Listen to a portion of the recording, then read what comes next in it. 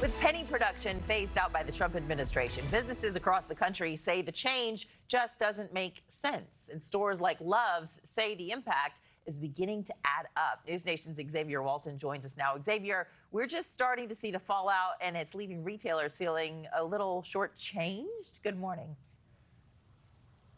And how am I supposed to keep a straight face when you got all these puns on a Friday morning?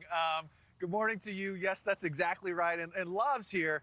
Definitely not loving this whole penny pinching situation. Some retailers, same could be said for them. But when you stop and do the math, it really does, it makes sense. But I'm pumped. See what I did there? But for Love in particular, let's talk about it, because since the final pennies were minted back in June, the company already seeing its vaults run low, far ahead of schedule. Love's didn't expect shortages until mid to late next year, so 2026. Some stores even rounding up change as a favor to customers. The director of operations with Love's says, right now about 50 of their stores or locations out of more than 660 in 42 states are affected. That number, though, is expected to go up.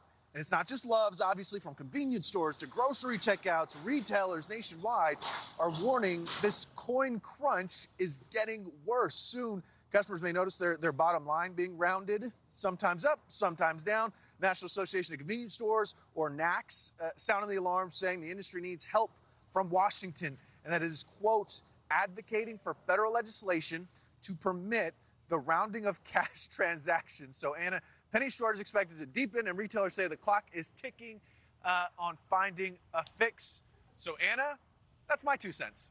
Gotcha. Yeah, who knew everybody would be in such an uproar over the penny? They are cute, they're cute. That's all I can really say about penny. When I get a penny, I'm like, what am I going to do with this? What am I going to buy with this? Remember when I turned 16, I would go through my car and look under the seats and stuff to try to find pennies to be able to pay for gas, but didn't buy you much now. Xavier, thank you.